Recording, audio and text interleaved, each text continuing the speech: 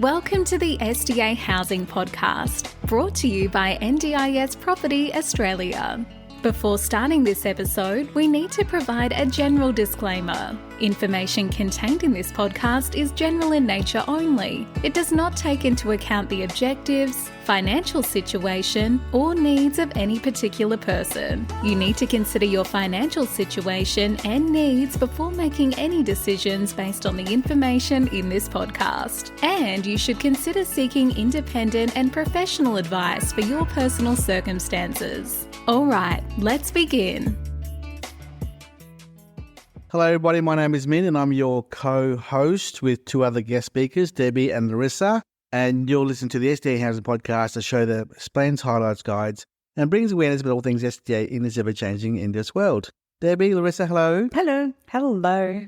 Debbie, this is our first time we had Larissa on our podcast. It is. Welcome, Larissa. It's wonderful to have you here. Oh, I'm glad to be here. Very humbled. Debbie, what's the date today and what's the topic of this major announcement of the NDIS? Today is the 8th of December, Friday the 8th of December.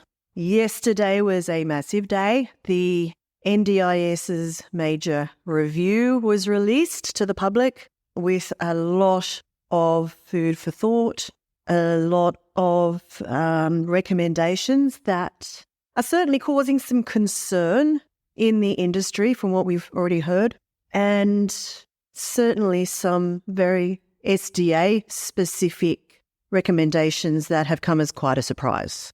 Where do we start from here, Debbie, with these surprises? And well, I kind of thought it might make a bit of sense to just very briefly go over the review as a whole and things that I've pulled out of it that I thought were of interest, and then maybe just to hone in on the home and living and specifically the SDA impacts, I guess. Gotcha. Larissa, you've had a very brief exposure to the changes in the last 24 hours. I mean, what's your initial feedback to everything at the moment? Oh, it's a little bit of in my opinion, a bit of a shock with some of them. They're obviously just recommendations at this point in time, but dealing with all different groups and agents across the country, I think it's just going to cause a little bit of confusion. But obviously, look, they're just recommendations at the moment. I'm still personally going through them. We're all learning. We're all digesting. Look, we'll probably go into it, but I think with the improved sort of livability recommendations may unfortunately cause a bit of confusion. And with this scheme as a whole, if it can change so quickly, it may have a bit of lack of confidence as a flow on. But that's my initial thoughts. Have to fully go through it and debrief. I'd love to understand, I guess, Debbie, what your take is on specifically improved livability, but maybe we just start as a whole and hone in. Before we go into Debbie's feedback, I just want to read a few lines I saw on an article online, and that is, what and why was it reviewed? Well, let me just read a few words here. The National Disability Insurance Scheme is a government-funded program offering individual budgets to people with disabilities to support their needs. Okay. But its growth has outpaced initial projections, and many have questioned how financially sustainable it will be in the years to come. More than 600,000 Australians with disabilities are now participants in the scheme. It is expected to cost next year's federal budget $50 billion, because right now, just gone July 23, was $39 billion. So $50 billion next year, and could hit $100 billion a year within a decade. The review was tasked with looking at this fast-rising dollar figure, put people with disabilities back at the centre, and to restore trust and confidence in the scheme. There we go, Debbie. Yeah. So basically, we have a 12-month review, which is now finished and published on Thursday, 48 hours ago, or 24 hours ago, offered 26 recommendations with 139 detailed actions to make them happen. And as Larissa said, they are recommendations subject to community feedback or backlash or whatever. Yeah, and I just want to say on that, I'm reading from a paper that the DSC has published. We still don't know what recommendations will be accepted, what legislation will get through, and what the final product will look like. However, in his National Press Club address today, NDIS Minister Bill Shorten did emphasise that these recommendations must be considered as a whole package. When you say a whole package, it means you can't really break it apart and take some and not take some. Is that what it means? Is that it? Well, yeah, but I think that there's so many different elements here. I don't think it can be a whole package. I think there are so many different organisations that are going to be put together and be involved. It's so wide ranging. Yes, it's a whole package, but it's broken down into so many elements that I think there is potentially room there for some flexibility in it, I guess. So it's a 5-year plan to build up the mainstream disability services and the foundational supports around the NDIS. The word foundation supports or foundational supports goes back to the fact that 50% of the participants in the NDIS are children. So the foundation of our scheme is all children. So the foundational supports relate to that topic there. Another word now being used is the word navigators in replacement of LACs, local area coordinators, and support psychosocial recovery coaches and support coordinators. So because there's just so much misunderstanding, lack of understanding of the roles of these people and the power they hold as well. Too much control or power to certain stakeholders in the whole process of service delivery. So we got plan managers as well. Debbie, what's the happening? Plan management is also looking at being phased out slowly. So plan managers gone, support coordinators gone, LACs are gone, navigators are the new terminology there. And foundational supports being brought in, which is also going to extend to people outside of the NDIS. Yes. So what I found interesting is that there is, as a whole, is that there is a real push towards bringing the local and state and territory governments, I should say, back in and charging them with more responsibility. 50-50 funding from the states and the federal government. And in exchange for that was the federal government giving $10 billion a year of GST revenue back to the states. Yeah. And one last thing that came out of the general overview was really interesting. Provider registration, requiring all providers to have some level of registration, and that's going to be broken down. Well, that recommendation is that it's broken down into 4 different levels: advanced registration, general registration, basic registration, and enrolment. Oh, there's a lot of terminology there. Yeah. Larissa, just so you know, one of our past podcasts, I actually quoted some information from the NDIS statistics. There are 160,000 unregistered providers. Oh, wow. Unregistered providers. 160,000. The vast majority of providers are, in fact, unregistered. So they are under the radar, doing what they want to do, delivering what they want to deliver in terms of service, and charging what they want to charge. So this is, I think, where a lot of the rorting of the scheme has come in, and the overcharging of participants and their plans comes down to the fact that a lot of the providers are not registered, and the NDIA hasn't really got eyes on exactly what's going on there. Also abuse, which has come out of the recently issued report on the disability industry, and just what we know with the other issues in the system. The other thing that came out of this was mandatory worker screening and reduction and elimination of restrictive practices. So this is all, generic kind of NDIS stuff. It's not home and living specific or SDA specific, but I think these are really important things to be aware of as part of the overall review. I watched the 1-hour video last night as I was falling asleep, and I just, of Bill Shorten's address. I fell asleep 3 minutes into it, right? But he said back in the I think 70s or 80s, when Medibank was launched, it wasn't perfect, and then eventually we did Medibank 2.0 called Medicare now, and that is what was the future of Medicare system. Now the NDIS is now been going through a reboot. NDIS 2.0 to fix all the problems that have occurred the last 10 years. It wasn't meant to be so heavily burdened by children. Now, 50% of NDIS participants are children under 18. They never saw that. This is all new to them. And they're going, why is there so much? And the autism as well. Why is Australia so much autism diagnosis in Australia? And then so much burden of costs falls on the federal government. And they want to share the costs with the state government now, 50-50 there. So all these changes are meant to fix up the problems, whatever they are, good and bad, and just make it more simpler and give more funding and support back to children as well, because they're being left out the last few years, obviously. But home and living, Debbie, what are your thoughts about home and living there? Yeah, look, I think on the whole, most of it is good, but there are a few points here that really jump out at me as a shock, as a surprise, as I don't know where they're quite going with this. So let's just run through the major points that came out of the home and living review. The mandate, the separation of housing and tenancy, i.e. the separation of SDA providers and SIL providers in the supports. And we've been saying this for a long time. We have. And now they're actually stating it. Yep. You shouldn't wear two hats. And they're saying it should be legally mandated and legislated that separation happens. And in most circumstances, it will be required. There are certain areas, I'm just going to find the actual, where it says that there should be exceptions to the requirement, but they must be clearly specified. And an example would be in remote areas where the separation is not feasible. But in most cases, it should be kept well and truly separate. And we know all the reasons for this, but it's going to be really interesting to see how do we get to having these two supports combined? And we've spoken about this a bit recently, that when SDA was rolled out, there was no SDA management system. So SIL providers were kind of automatically given SDA provider licenses. But this is now addressing the issues that has caused.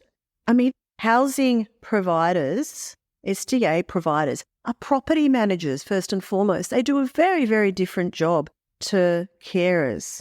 And those two jobs need to be kept separate. And someone who's very good at caring and looking after rosters and looking after the participants and dealing with all of that, I mean, it's a completely different skill set. A lot of the large organisations sure have developed different businesses within their organisation, maybe even different companies, to run both.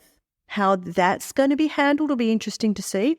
But for the small operator who is a SIL provider and wants to also manage a couple of SDA houses, that's not going to happen now. And this is a good thing. So the average number of participants a SIL provider has is 5. So it's hard to work with SIL providers who have a lot of participants, let alone SDA participants. So when you and I have been talking about OOAs in apartment complexes and on-site overnight assistance, looking after 10 or 15 participants on site and how that all works, it'll be interesting to see how this fallout, the reboot affects everything. Not my main concern, but we haven't raised it yet, the IL improvability category. Debbie, you want to give your feedback on this topic here, please? Yeah. So one of the recommendations is to remove the improved livability SDA design category. And demote it to a new hybrid legacy/basic SIL type living arrangement. Because most improved livability participants are living in SIL homes right now. Yeah. So, they're saying remove that, replace it with another one. But, basically it looks like they're just trying to demote it. Now, the issue I have with this, and I think that has surprised us all, is that it's a complete 180 flip from 6 months ago. 4 months ago. June, when the SDA price review came out that increased the IL funding massively to encourage the development of improved livability homes, because there wasn't really any, because it wasn't feasibly financially viable. And secondly, all those participants that had IL funding were being denied a home in a higher level property because their funding wasn't enough to give the owner the return they were after or needed. So Debbie, hold that thought there. Larissa, many years ago when you were part of your previous organisation you were working with, everyone was all talking about HBS, right? That's where the money was, right? And then in July 1st, it was, no, IL is now moved up higher, closer towards FA, close to HBS. So to make it more balanced, to avoid the oversupply and the focus on HBS. So it's more spread out now. And now with this recommendation review as of December 23, they're saying, let's demote IL back to the bottom. And in conjunction with that, I just want to add that, so are they saying that the pricing review got it wrong? And there's another thing that leads me to think that is part of it, because one of the recommendations is that the SDA pricing, the responsibility for it be given to the IHAC IHPA, the Independent Health and Aged Care Pricing Authority. So to me, that says they don't like what the SDA Price Review Committee did, and there's another organisation that should now be tasked to look after this. I've had so many phone calls the last 24 hours, ladies, of people going off angrily about these changes because we're basically taking SDA back to the dark ages. So 4 or 5 years ago, it was all about HBS, building all the HBS everywhere around Australia, and that's what everyone's doing. It seems to be all wrong. And now by demoting IL down to the basic and legacy categories, this new category that they've got to determine. Yeah, and just if I don't know if you picked it up, but when they were talking about this new category, the funding for that new category is only going to be for the supports. There'll be no actual bricks and mortar funding. So it's not actually SDA. So they're demoting IL out of SDA. But those who are still in IL and living in an IL house will remain until such time they decide to change their mind again, if they want to change their mind again, obviously. Which coincides with the 5-year price review in 4.5 years' time, and also the 5-year transition of all these changes as well. So where am I going with this? The complication with this demotion of IL is how does that affect? They have specified that people and dwellings already in the system will remain as such, but how does that affect what's currently in the pipeline? Because of that new price review that came out, suddenly there's been a lot of interest in developing improved livability homes. So we know there's a lot of investors out there that are currently building. What's going to happen to them? When is this demotion or this removal of IL going to actually kick in? Is it going to be in 6 months' time? Is it going to be in a year's time? We need some kind of a clarity on how long this process is going to take, because up until that point, there's going to be a lot of concern and confusion. Here's some actual factual stats for you both. There are 23 or 25,000 SDA funded. About 24. 24,000. 43% of them are IL. That's almost half. So they're going to demote half of those 24,000 to nothing and kick out of the SDA. Those IL participants are not even living in IL housing. There is no IL housing out there, minimal out. Yeah, they're currently living in the existing legacy basic stock. And SDA costs are tiny, like $270 million out of $39 billion was SDA funding. Yeah, actually, it's gone up to just $400 million is now allocated. So $400 million out of $40 billion. Let me say that again. $400 million is spent in SDA out of $40 billion. It's a teeny percentage. And now we'll slash that in half again. Get rid of the ILs out or SDA. To me, it just doesn't make sense. I say it's not financially viable to have IL as a SDA category. But, what's the alternative? I think, they're going to be paying the SIL supports anyway. But if they're in a house, the whole point of this was that the actual dwelling would give the tenant, the participant, more independence, the ability to do more things on their own. Having them having to live in a non-SDA designed house, albeit a relatively basic level of IL, is going to require more support time for them, surely. Maybe Larissa can give us some ideas here. So Larissa, we're going to kick out all the autism and Down syndrome participants out of SDA. Where they're going to live now? It's just all confusing at the moment, let's be honest. No, you tell me. Yeah. Where do we kick these kicked out of the SDA? Where do they go to live now? These Down syndrome and autism people who were in SDA and now kicked out. Where are they going to go? Yeah. Look, my take on it is that, NDIS property have a great expertise in NDIS, SDA and everything. It's just becoming more and more confusing, and it's actually disincentivizing the scheme is my sort of take on it. Because when that funding for IR was increased, it gave people, hey, look, there's faith in not doing HBS and putting money into IL. But now they've sort of taken that back, and it's, one, causing a lot of confusion. Like, I'm sitting here listening to you both and I'm like, what does it all mean? When does it come into play? What does it mean for the clients that I'm dealing with that are currently looking at IL?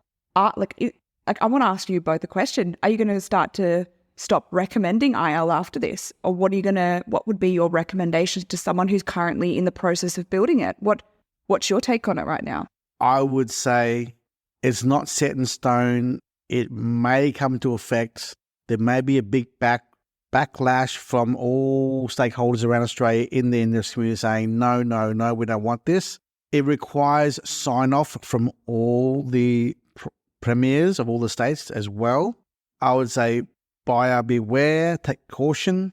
What's the alternative? Invest in HBS, which is $950,000. The government requires private investors to come into the market to build and develop product for the disability community. If investors can't afford $900,000 to $1 million for a HBS house or apartment, there is no more incentive, no more private investment into NDIS. Yes. And I can tell you from my experience in selling investment property across Australia, that has already started happening because it's becoming so expensive and the land prices are increasing. Investors are going, well, I'd rather put my money into something else. And that's not making it more confusing and sort of taking this backward step. It's not helping the overall scheme, in my opinion. Look, I'm trying to play what are the pros, what are the cons, and I understand the whole schemes to try to make sure the right people get the right funding in the right homes. I know it's come with the best, probably, intentions, but it's making it more confusing and probably putting up walls. And at the end of the day, if they don't have investors on board and their confidence, you don't have a product and you don't have a participant moving into it at the same time. I think back to your question, Larissa, what we'd be recommending. Look, as we said at the beginning of this is a recommendation at this point. It is going to take time for this to be rolled out. I think if you currently have got an IL under construction or in the planning stages, it's fine. If you have the ability and if the block of land is large enough that you can potentially upgrade that plan, if it's still at that stage, to maybe an FA, that might be a good idea. But yeah, look, I probably would be hesitant to be pushing IL at this point now as an investment option, simply because we don't know where this is going to go in a year or two's time. And when you look at the data as well, before this came out, what was your opinion on IL? I thought IL was a great option for people who have a lower budget but still wanted to invest in NDIS for the right reasons. And there's definitely a place for improved livability dwellings. Okay, the one aspect of the increase in funding was great. It meant that improved livability tenants who potentially had a degenerative condition and that really should be housed in an FA or even a HPS from the outset, because in 2-3 years' time they'll end up in a wheelchair anyway. They have the ability to move into those homes. But there's a lot of IL participants who will never end up in a wheelchair. An IL home will be perfect for them for the rest of their life. And they don't necessarily want to live in a disability-style home with other participants in wheelchairs. They would rather be in their own nice home that looks like every other home on the street. And there's definitely a place for, a significant amount of construction of IL. And did you as well? Because I know in my sort of network and world and ecosystem, when that funding was increased, it got taken a bit more seriously as a feasible option. Absolutely. Is that what you kind of saw in your world as well? Oh, totally. Yeah. And it's kind of now a bit of a backward step and a lot of confusion. Yeah, that's it. It's a backward step in my mind. And kind of saying that the pricing committee back in the earlier part of this year, screwed up, did they? I don't think they did, but that's what this appears to be saying to me. I want to ask you both a question. So no one's no longer investing in IL. No one's going to build in more IL. Okay, noted. No one's building robust anyway. Noted. No one's building FA because FA is almost the same as HBS. Noted. So no IL, no robust, no FA. So everyone now is being pushed into the corner of HBS. Back to the dark ages. We all do HBS everywhere. And we know not everyone is in a wheelchair. So what now? I just don't know. Well, I guess that leads on to the fact that they're also saying that they should be reviewing the other SDA categories. And I read into that, meaning review the design guidelines and how those physical designs actually help participants with those levels of disability live better in those homes. And that, you just mentioned robust, Min, and that brings me to a point that I didn't cover earlier.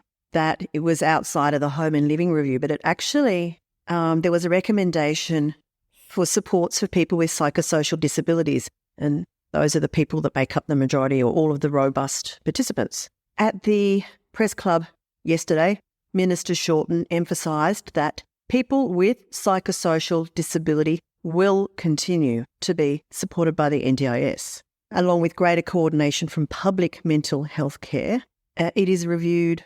The review also recommends that all of the governments, so all the state governments and territories, also improve supports for people with psychosocial disability, including as part of foundational supports. And this has been talked about, the whole psychosocial. Are they going to be looked after outside of the NDIS, which is that point? But back to that first point, that the psychosocial disability will continue to be supported by the NDIS. And somewhere else I read that the funding for the different SDA categories be reviewed. And I'm wondering if that is going to potentially bring in where we saw it went wrong back in June. What we thought was a bad decision was not providing the funding for single tenant housing for robust participants at an adequate level. And I did read in here also that people should only be funded to live alone in specific circumstances, such as where there is evidence of risk to self or others from living in a shared arrangement. And that, again, is talking to me as robust. So I think that that's maybe a positive, that they want to review the other SDA categories a bit more, potentially do more with the robust. We know that the design guidelines are very poor when it comes to the robust housing. They're not good enough. So, that is, I don't know who would be doing those reviews. It might come in conjunction with the updates that they're also talking about need to happen with the design guidelines to come more in line with the national construction codes, the livable housing codes, and bring all that together and maybe create a separate individual construction type for specialist disability on its own. So there's a lot to unpack in here, and I'm still starting to get there, but that's what I'm getting out of those points. Debbie, yesterday you and I were talking about the 1 to 3. Oh, yeah. And then Dr. Engat Singh told me otherwise about legacy, and you said, no, it's about, I'm confused. What's the 1 to 3 topic about? Okay, that line I'm reading here, and this is, by the way, I'm reading all of this off the DSC, Disability Support Consultants, is that what? I don't know what DSC stands for. Yeah, DSC, great organisation who, if you want to learn anything about this area, go and get some of their learnings. But that's what they've said here, is that the participants requiring 24/7 living support should typically be based on an average shared support ratio of 1 to 3.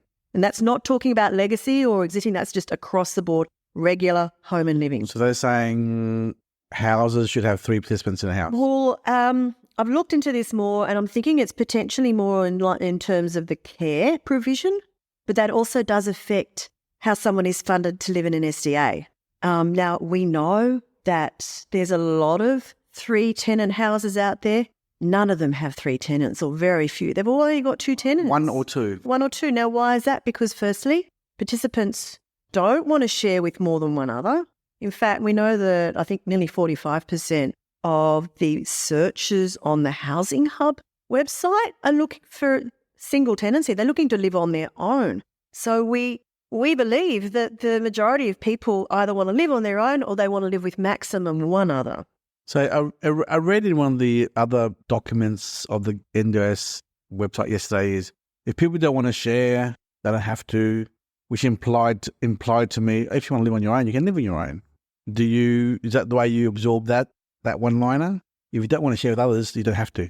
In reference to what Debbie said earlier, if there's self-harm or harm to others, only then can you be living on your own. So it's too contradictory. I didn't finish that line. Also said participants with dependent children and those with very complex needs. What I'm a little bit interested about is, so they're trying to revamp their scheme so it's delivered to the people who need it, which are under 18. So how does that play out with having 3 participants in the home that is like the participant might be a child? Like how does that work out in your view? They're not in the shared model. They're living with mum and dad in a scenario. So when they're 18, then they become sharing with other people. Yeah. But do you think though that the new incentive to kind of get more people under 18 is actually moving towards a less SDA model? That's why they're doing it. They're trying to get a more in-house It's not about SDA. It's about the shared support, the cost of care. Because as we said, SDA is only a very small part of the $40 billion, right? So 0.1%. Yeah, I mean, these reviews are to do with the whole of the home and living sector within the NDIS, of which SDA is only a small portion. Yeah. But yeah, I mean, I'm also looking at that average shared support ratio of 1:3, and that people should only be funded to live alone in specific circumstances. Hang on, isn't this all meant to be about choice and control? That's those points there are kind of, jumping out at me as being, I'm not sure where that's going. But I think moving on, the positives to come out of these home and living recommendations were particularly, there's a couple other points that maybe it depends on how they work, like trying living arrangements for committing, sharing supports and pooling funds. That's a whole nother discussion point again, and I don't think we're in a position to go into that really today. But what was good was that the recommendation was that the NDIA, in collaboration with states and territories, should commission, i.e. actually pay for SDA to be developed when the needs are not being met by the private market. That is specific to where maybe we're in rural, remote locations where it's just not possible or feasible for private investment to develop SDA in those areas. Well, the state and territory governments should step up. And I think that is a great recommendation. Very well put. And also, we know that so many current SDA-funded participants or potential SDA-funded participants are living in ageing stock, the legacy stock, the basic stock.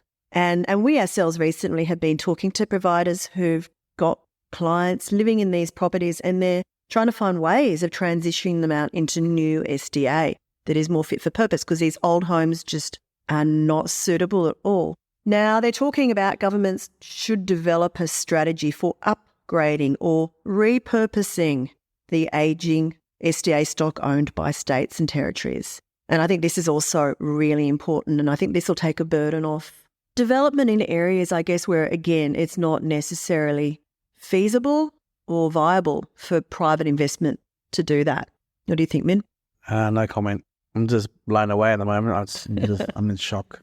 Yeah. David Whitelaw rang me yesterday afternoon, CEO of Adapt Housing.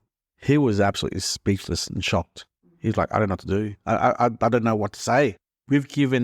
His words were, we've given our commitment to our investors and our provider that the NDIS is here for the long term. And that change, what change? There'll be no changes. And then all of a sudden, backflip. Like, how do we give confidence back to the investor market when the participants, the providers, the families, the investors, when the government just goes, no, change again? And that's what I personally, I haven't in-depthly gone through everything, but obviously in the past few days we've been having conversations about these recommendations. But my concern is just the lack of confidence that the scheme may change at any point in time, for better or for worse. Just needs a bit of clarity, I think, around some of the parts in the recommendations, and sooner rather than later. Definitely. You know what, Larissa? It's like the Band-Aid is being pulled off slowly at the moment. Yeah. It's a very slow pull. No, if it was like, off it comes, and we know exactly where we stand. But right now, we still don't know. It's just, we don't know where we stand with the recommendations. It could be 5 years, it could be 4 years, it could be 3. We have no idea. No one knows anything at all right now. That's why there's no comment, because I have no idea. No one has any idea what's going to happen next year. Nobody knows. We just sit and wait. And we are in that, what's the word? We're in limbo. We're like a plane flying around the sky waiting for landing. We're just flying around in circles in the sky, waiting to land on the tarmac. A holding pattern. We're in a holding pattern right now of this stuff. We just got to wait and see. But I do feel sorry for the plan managers who are now saying, oh my God, our business is now gone. All the support coordinators. And the LACs have now merged into one new thing. Look, we understand why the government did what they did, because things are getting out of control, and the government wanted to bring it back for its all intents and purposes, power back or the service delivery back to the participants to look after them, because it was spiraling out of control, the costs and the rorting and the overcharging. Yes, we know that. And we know that a lot of that is within the home and living sector. So, it makes sense that they've got some pretty hefty recommendations in there. I guess my take on all of this is that, as opposed to what Bill Shorten said yesterday, I'm hoping that the recommendations are not necessarily considered as a whole package, and that they will break them down and really discuss with the industry, different stakeholders, the pros and cons of all these different recommendations, and do the right thing for the participants, firstly, choice and control, and also for the people who have done their best to make this system viable and workable and a great system. And it is a great scheme with a lot of issues. And I think this is going to go a long way to fixing a lot of those issues. As you said, make it NDIS 2.0. But yeah, it needs to be very carefully analysed, and not necessarily all these recommendations, I don't think, should be taken on as they are. Well, to conclude this, I just want to read a summary of this. A 5-year transition. Reforms must be implemented as a package, stage over a 5-year transition period. Need to consider sequencing, dependencies, risks, community engagement, and legislative reforms. Governments will need to work together to coordinate delivery of reforms. Reforms must be designed and tested with people with disability and their families, DROs, I don't know what that means, service providers and workers. And lastly, participants already in the scheme need a smooth and fair transition to a new arrangements over at least a 2-year transition period. Now, yeah, I mean, here's my final question to you, Debbie, and I don't know what the answer is here, but all those legacy homes out there with those 6, 7, 8, 9 group home peoples, where are they? Because the charity you and I met up at Robina a few weeks ago, they are waiting to transition them out of legacy into the SDA world. But now they are requiring... A lot of those were IL. Yeah. They require private investors to build the new SDAs for the transitional participants. But now if this uncertainty pulls the investors away from the marketplace, how are these still providers with legacy homes and participants supposed to move them on from the not fit for purpose? Well, I guess part of that is where they were recommending that the state governments step up and be involved more in that, because it's not always going to be an option for private investment to assist. I don't know. That's, yeah. Look, at the end of the day, I'm reading this here. The review's work had a focus on 1, putting people with disability back at the centre of the NDIS, 2, restoring trust, confidence and pride in the NDIS, and 3, ensuring sustainability of the NDIS for future generations. I guess hopefully we can only pray and hope that the changes that are presented to us by the Minister, Bill Shorten, will achieve those results long term for the NDIS community. Yeah. Speaking of long term, I'm just looking at a line here in the actual report. By the time the reforms mature in 2032-33, so they're talking about 10 years before these are implemented and matured, the effect is fully rolled out, I guess. We expect cost growth in the scheme itself to have gradually moderated and be within the implied target of $87 billion in 2032-33, compared with the latest unpublished NDIA estimate of $92 billion. So they're saying that overall this is only going to save $5 billion, which is... Or $100 billion was the... Well, 92, and they're saying it'll be 87 instead of 92. I don't know. That seems a hell of a lot of work to... Okay, $5 billion's $5 billion, yeah, but when it's what's that, 7%? It seems that all this work should save more than that. And they're picking on ILSDA to save money because it's not value for money. Anyway. Yeah, and just one more thing I want to add in terms of this, the moving these recommendations into practice. They've got here that obviously they need to establish appropriate architecture to implement these reforms, and that involves setting up various organisations, including an NDIS review implementation advisory committee, an NDIS review implementation working group, amongst others, NDIS Experience Design Office. So, I mean, yeah, I guess there has to be processes put in place to go through these reviews and implement them. But it's going to take a long time is what I'm saying to really get there. And I think that's going to take a long time before we have any clarity on these recommendations too, unfortunately. So as you said, Mim will be in a holding pattern for a while. Welcome aboard, Larissa. Great to be here. Day one. What a day, hey? Anyway, any final words of advice by either of you ladies before we hang up? Larissa, final words? Oh, look, I'm still processing. It would be good to get clarity, but the reality is it will be in a holding pattern for a while. So, look, as Debbie said, I just hope that it's not coming as a full package and there is some changes to the scheme moving forward. Look, I still think this is a fantastic scheme, and I think the SDA is an amazing part of it. I don't think it's going to change that much, aside from the potential removal of IL. You know, we still do need HPS, FA, robust housing. That's not going to go away. So I think for people out there who are looking at still investing and getting into this, you know, don't hesitate. Don't think it's all falling apart. It's still very, very positive. It's just a little hiccup that we've got to deal with here. My final words of advice are HPS, here we come.